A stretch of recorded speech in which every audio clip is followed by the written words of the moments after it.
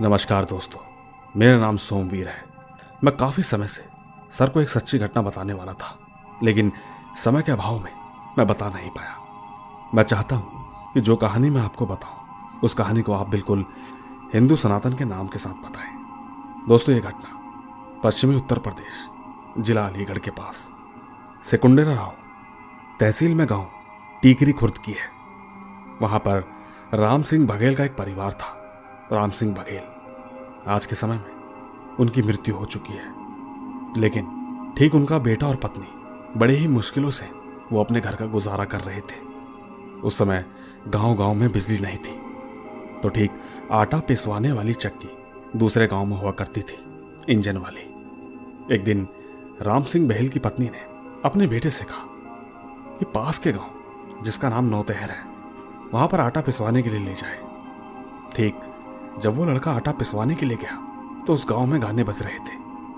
मान लीजिए जैसे देहाती में ऑर्केस्ट्रा होता है। सब के सब उस प्रोग्राम को देख रहे थे और ठीक वो लड़का, वो भी उस प्रोग्राम को देखने लगा। उस वक्त समय बारिश का था, और जैसा कि मैंने आपको पहले बताया कि उस वक्त बिजली की इतनी सुविधा नहीं थी, और ऐसे में रास्ता खेतों और जंगलों से होता हुआ गुजरता था। ऑर्केस्ट्रा देखते देखते लड़के को वहीं पर काफी देर हो गई। काफी देर बाद उसको ध्यान आया कि अरे, मुझे तो काफी देर हो गई, मुझे घर भी पहुंचना है। उसने ठीक पीसे हुए आटे की बोरी अपने सर पर रखी और रात में ही चल दिया अपने गांव टीकरी खुर्द की ओर। जैसा कि वो अपने घर की ओर जा रहा था, और ठीक बारिश का मौसम भी हो ही रहा था। रास्ते में चलते चलते रिमझिम रिमझिम बारिश होने लगी। वो ठीक अपनी धुन में चल ही रहा था कि रास्ते में अचानक एक आम का बाग दिखा, जो कि अंधेरे में देखने में बहुत ही भयानक लग रहा था।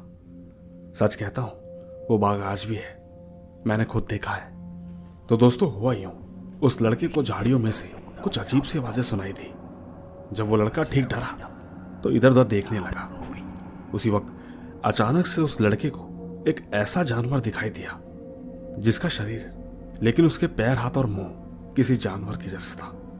दोस्तों, वो लड़का इतना डर गया था कि बोरी को नीचे पटक कर आम के पेड़ पर चढ़ गया और वहीं बैठा रहा। लेकिन बात यहीं तक नहीं थी।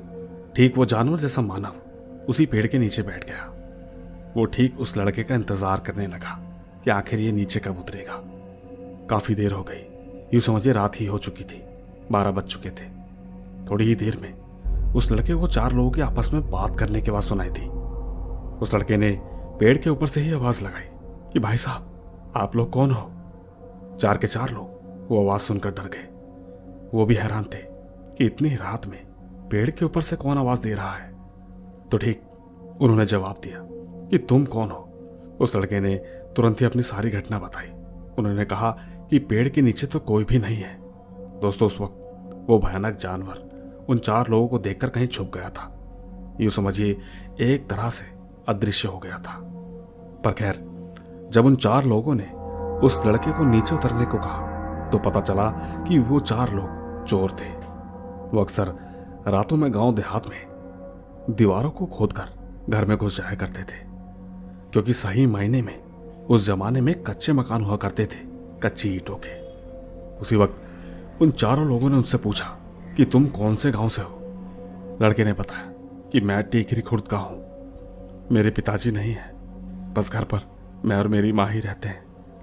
दोस्तों, सबसे महत्वपूर्ण बात, उन 4 लोगों में इंसानियत जिंदा थी। उन्होंने उससे कहा कि ठीक है, तुम्हें गांव के पास ही छोड़ देते हैं, उसके बाद तुम अपने घर चले जाना। दोस्तों, इन सब के बाद उन 4 ने उस लड़के को गांव के मुहाने पर छोड़ दिया। छोड़ने के तुरंत बाद ही वो लड़का अपने घर चला गया। उसने देखा कि वो जैसे ही घर पहुंचा तो उसकी माँ बहुत चिंता कर रही थी। माँ ने आते ही कहा कि तुझे इतनी देर कैसे हो गई? लड़का क्या करता, उसने रात में हुई सारी घटना, जो भी कुछ उसके साथ हुआ, सब कुछ बता दिया। यूं समझिए वो इतना डरा हुआ था कि अंदर कमरे में सोने की जिद करने लगा। उस वक्त उसकी माँ बाहर छप्पर में ही लेटी रही और वो लड़का डर के मारे अंदर कमरे में सो गया। अब दोस्तों, इत्तेफाक की बात तो ये हुई कि जिन 4 लोगों ने उसकी जान बचाई थी, वही चारों उस लड़की के घर की दीवार को पीछे से तोड़कर कमरे में घुस आए। अब आप ही सोचिए, उन 4 को ये नहीं मालूम था कि जिस लड़के को हमने बचाया है ये उसी का घर है। और ठीक जैसे ही उस लड़के की आंखें खुली तो उन्होंने उन चारों को पहचान लिया। उन्होंने लड़के को देखते ही कहा कि शोर ना मचाए, हमने तेरी जान बचाई है, ठीक है हम यहां से चुपचाप चले जाते हैं। घर के हालात देख चोर वापस चले गए, लेकिन तब भी वो लड़का अंदर कमरे में ही सोता रहा। लेकिन दोस्तों वो जानवर उस लड़के की खुशबू सूंघता सूंघता गांव के पास ही पहुंच गया। अब दोस्तों आप ही सोचिए, दीवार उन चोरों ने वैसे ही खोद दी थी, रास्ता एकदम साफ था। वो जानवर धीरे से कमरे में घुसा और अंदर आकर उस लड़के को मार दिया। यहां तक कि जब वो लड़का चीखा चिल्लाया तो उसकी मां को मदद के लिए लोगों को बुलाने का मौका ही नहीं मिला, क्योंकि जब अंदर घुसकर देखा तो लड़का मरा हुआ था। इसके ठीक दूसरे दिन सारे गांव में शोर मच गया, क्योंकि लड़की की हालत देख किसी को कुछ समझ में नहीं आया। यहां तक कि दूर दूर के गांव के लोगों ने सुना और देखने के लिए आए। उसी वक्त ये खबर उन चारों चोरों को भी पता चली। उस वक्त तक लड़के की मां और गांव के लोगों को किसी को नहीं पता था, लेकिन वो चारों के चारों जब आए उन्होंने सारी घटना खुद ही बताई। घटना बताने के बाद गांव के लोगों ने उन चारों को कुछ नहीं कहा। बस यूं समझिए, कहीं ना कहीं उनकी ईमानदारी के चक्कर में एक लड़के की जान चली गई। बस इतनी थी ये कहानी। तो दोस्तों ये थी सोमवीर सिंह की कहानी। इनकी कहानी एकदम अलग थी। उम्मीद है आपको जरूर पसंद आई होगी। इसी के साथ मैं ले चलता हूं आपको अगली कहानी की ओर। आइए सुनते हैं। दोस्तों मेरा नाम शिवम है, मैं मध्य प्रदेश से हूं। मेरी आज की कहानी 2022 की है। जुलाई का समय था। घर वाले रात का खाना खाकर टीवी देख रहे थे। उस वक्त हमारे पड़ोस वाले घर में एक सांप घुसा हुआ था।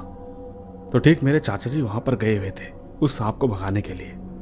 सच कहूं तो हम सबने काफी मेहनत की और उस सांप को भगाने की बहुत कोशिश की, लेकिन वो उनके घर के अंदर कहीं गुम सा हो गया था। इसके काफी देर बाद मैं और चाचा जी वापस घर आ गए। यूं समझिए रात के 1 बज गए थे। मैंने हाथ मुंह धोया और सीधा अपने कमरे में सोने के लिए चला गया। मैंने ठीक कमरे की लाइट ऑफ की और 0 वाट का बल्ब ऑन किया। लगभग 5 या 10 मिनट बाद मुझे नींद आने लगी। नींद में मुझे ऐसा लगने लगा कि जैसे मेरे ठीक पैरों के सामने 5 फीट की काली परछाई खड़ी होकर लगातार मुझे घूर रही है। और तो और धीरे धीरे वो मेरी ओर बढ़ने लगी। वो ठीक जैसे ही मेरे पास आने लगी तो अचानक पता नहीं कैसे मेरा उल्टा पैर अपने आप उठ गया। मैंने उसको एक जोर की लात मारी। उस वक्त अचानक मेरे मुंह से गाली भी निकल गई। वो जो कुछ भी था अचानक वहां से गायब हो गया। दोस्तों सच कहता हूं, आपको बता दूं कि उसके बाद मैं खुद हैरान हो गया, क्योंकि मैं कभी किसी को गाली नहीं देता। उस दिन पता नहीं मेरे मुंह से कैसे गाली निकल गई। खैर मैंने लाइट ऑन करी और कुछ देर तक बैठा रहा। बार बार हर बार एक ही सवाल मेरे मन में चलता रहा। तब जाकर अचानक मेरे दिल में एक जवाब आया। पुनः हो मेरी मदद हमारे कुल देवता ने की है। उन्होंने ही बुरी शक्ति को हमारे घर से भगाया। सच कहता हूं, जब ये जवाब मुझे अंदर ही अंदर मिल गया तो मैंने कुल देवता का धन्यवाद किया और चैन से सो गया। दोस्तों ये कहानी तो मेरी इतनी ही थी, लेकिन मेरे पास एक और कहानी है। और ठीक ये कहानी तब की है जब मैं 10वीं क्लास में था। दोस्तों बात यह है कि हमारे घर में पढ़ने के लिए कोई शांत जगह नहीं थी, क्योंकि हमारा घर 2 हिस्सों में था। एक पीछे का हिस्सा जो कि खाली रहता था, जिसमें कोई भी नहीं रहता था। और ठीक जब सब लोग आगे के हिस्से में रहते थे तो बात वही थी, हमारी पढ़ाई नहीं हो पाती थी, क्योंकि अक्सर घर में चहल पहल बनी रहती थी। उन दिनों मैंने और मेरे भाई ने डिसाइड किया कि हम लोग पीछे वाले हिस्से में पढ़ाई करेंगे, क्योंकि वो खाली रहता है। हमने ठीक उस पीछे वाले हिस्से की रूम की सफाई की और उसमें पढ़ने के लिए जाने लगे। शुरुआत में हम लोग सिर्फ पढ़ाई करने के लिए जाते थे और रात में सोने के लिए आगे वाले हिस्से में आ जाते थे। अब जैसे जैसे बोर्ड एग्जाम नजदीक आ रहे थे तो हमको रात में पढ़ने और रिवाइज करने की काफी ज्यादा जरूरत पड़ने लगी। हमने सोचा कि दिन में तो हम वहीं पढ़ते हैं, क्यों ना रात में भी हम वहीं पढ़ाई करेंगे, क्योंकि वहां पर हमें जरा सा भी डिस्टर्ब नहीं होता। हम दोनों भाइयों ने रात का खाना खाया और पढ़ाई करने के लिए पीछे वाले हिस्से में चले गए। जब देर रात हो जाती तो वहां पर सो भी जाया करते थे। इसी तरह एक रात की बात है, जब मैं पढ़ते पढ़ते सो गया तो अचानक मुझे ऐसा एहसास हुआ जैसे किसी ने बहुत तेज से मेरा नाम पुकारा हो। वो नाम इतनी तेज था कि मेरी नींद खुल गई।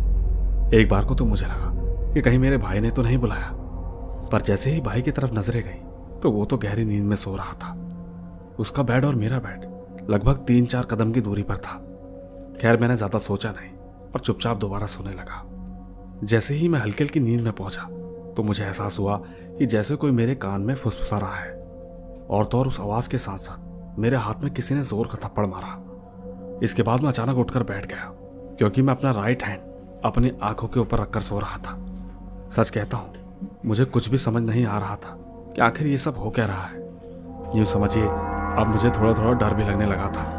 मैं चुपचाप भगवान का नाम लेकर सो गया। इसके ठीक अगले दिन जब मैंने ये बात अपने घर वालों को बताई तो सबने कहा कि उधर का हिस्सा बहुत दिनों से बंद पड़ा था, कोई नहीं रहता था, इसलिए ऐसा हुआ होगा।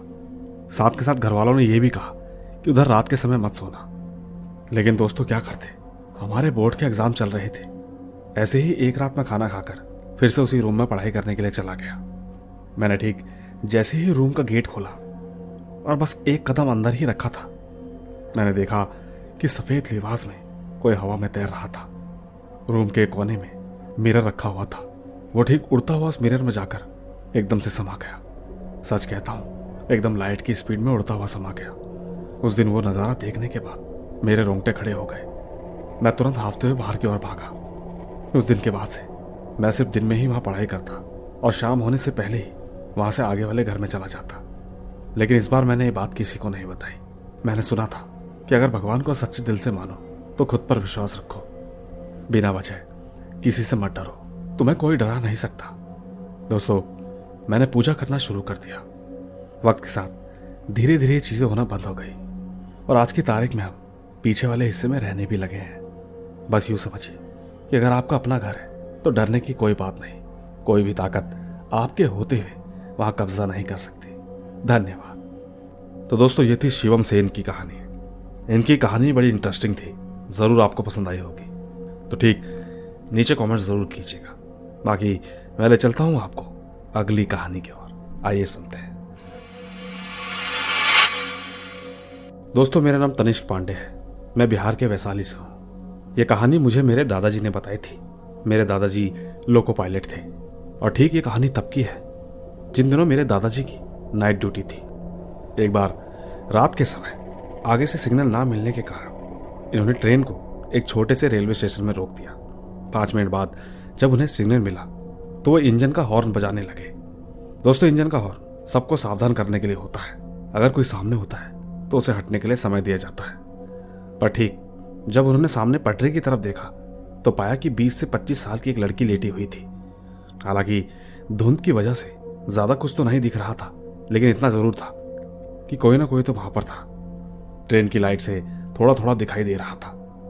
उस वक्त मेरे दादाजी ने सोचा कि कायदे से तो अब तक वो जो कुछ भी था उसे हट जाना चाहिए था। पर खैर, दादाजी ट्रेन से नीचे उतरे और उस लड़की से कहने लगे कि अरे, तुम्हें ट्रेन का हॉर्न सुनाई नहीं देता क्या? लेकिन दादाजी की इस बात पर सामने से कोई जवाब नहीं आया। दादाजी को उस वक्त बहुत गुस्सा आ रहा था और तो वो मन ही मन ये सोच रहे थे कि कैसी औरत है ये, इतनी बार हॉर्न मारने की आवाज से भी नहीं उठ रही। जब दादाजी की सारी कोशिशें काम नहीं आई तो उस लड़की की तरफ बढ़ने लगे। वो ठीक जब पास पहुंचे तो उन्होंने देखा कि 20 साल की एक लड़की सफेद कलर के कपड़े पहनकर लेटी हुई है। पर दादाजी हिम्मत वाले थे, वो आगे बढ़े और उससे कहने लगे कि तुम्हें मेरी ही ट्रेन मिली है मरने के लिए। यह सुनकर वो लड़की एकदम से खड़ी हो गई और दादाजी भी अपनी जगह पर वहीं खड़े रह गए। वो लड़की ठीक जैसे ही दादाजी के पास आई तो उसकी नजरें सीधा दादाजी की लॉकेट पर गई। दादाजी कुछ बोलने वाले ही थे कि तभी पीछे से असिस्टेंट की आवाज आई। कहने लगा कि सर, अंदर आ जाइए। इसके बाद दादाजी तुरंत ही ट्रेन के अंदर आकर बैठ गए। असिस्टेंट बोलने लगा कि आप सर किससे बातें कर रहे थे? दादाजी ने कहा, वहां एक लड़की रेलवे ट्रैक पर लेटी हुई थी, उसको हटाने गया था। असिस्टेंट पायलट ने कहा कि अगर ऐसी बात है तो शायद आप बच गए। हालांकि मुझे कुछ दिखाई नहीं दिया और ट्रेनों में अक्सर ऐसी चीजें होती रहती हैं, इसलिए बाहर उतरना मुनासिब नहीं। दोस्तों, दादाजी ने हाँ में सर हिलाया और शायद वो सब कुछ समझ भी गए थे। लेकिन दुख की बात तो यह है, 3 महीने के बाद मेरे दादाजी नहीं रहे। आखिर जाने से पहले उन्होंने हमें ये कहानी सुनाई थी। बस इतनी ही थी ये कहानी। तो दोस्तों, ये थी तनिष्क पांडे जी की कहानी। उम्मीद है कि आपको इनकी कहानी भी जरूर पसंद आई होगी। इसी तरह इनकी कहानी सुनाने के बाद ले चलता हूं आपको एक और मजेदार कहानी की ओर। आइए सुनते हैं। दोस्तों, मैं भोला कुमार नोडिया का रहने वाला हूँ। ये मेरी चैनल के लिए दूसरी कहानी है। बात दरअसल 2023 की है और ये घटना मैं और मेरे दोस्त के साथ घटी है। आपको बता दूं कि मेरे दोस्त का नाम राहुल है। एक बार की बात है, मेरे गांव में बहुत तेज बारिश हो रही थी। तभी मेरे दोस्त राहुल का कॉल आया, जो कि कहने लगा कि भोला चलो मछली पकड़ने चलते हैं। मैंने भी उससे कहा कि चलो चलते हैं। साथियों, मेरे दोस्त का घर मेरे घर के सामने है, पर खैर हमने छाता लिया और जाल लेकर चल दिए। दोस्तों, एक बात और, घर के पास ही कुछ ही दूरी पर काली मंदिर है, तो वहां कुछ देर हम दोनों दोस्त रुके और फिर दोबारा चल दिए। उस समय 10 बज रहे थे। ठीक मैं और मेरे दोस्त ने धान के खेत में चिलाऊंग लगा दिया। कम से कम ऐसा करने में हमें 1 या 2 घंटे लग गए। चिलाऊंग पर मछली आने लगी। तभी राहुल ने मुझसे कहा कि मैं घर से बाल्टी लेकर आता हूँ, ये सारी मछलियाँ हम उसमें रखेंगे। मैंने कहा ठीक है, लेकिन जल्दी आना। इतना कहकर मेरा दोस्त भागते हुए घर की ओर चला गया। मैं वहीं पर चुपचाप बैठे बैठे उसका इंतजार करने लगा। उस समय रात बहुत गहरी हो गई थी। दूसरी ओर मेरे दोस्त का अभी तक कोई पता नहीं था। लगभग रात के 1 बज गए थे। मैं ठीक मछली पकड़कर एक थैली में रखने लगा, लेकिन तभी मैंने गौर किया कि थैली में तो एक भी मछली नहीं थी। मैं बहुत परेशान होने लगा। मैंने तुरंत ही अपना फोन निकाला और राहुल को कॉल करने लगा, पर यह क्या, मेरा तो बैलेंस ही खत्म हो गया था। मैं बैठा बैठा सोचने लगा कि मेरा दोस्त आ जाता तो ठीक था। लेकिन दोस्तों, कहानी अभी खत्म नहीं हुई, क्योंकि इसके बाद जो मेरे साथ हुआ उसे सुनकर रोंगटे खड़े हो जाएंगे। क्योंकि उसी वक्त एक औरत मेरे पास आकर बोली कि बेटा, तुम इतनी रात को अकेले क्या कर रहे हो। एक बार को तो मुझे लगा कि शायद ये औरत हमारे अगल बगल के गांव की होगी, लेकिन मुझे नहीं पता था कि वो एक चुड़ैल थी। क्योंकि जब मैंने उसकी ओर देखा तो उसका चेहरा बड़ा ही अजीब था।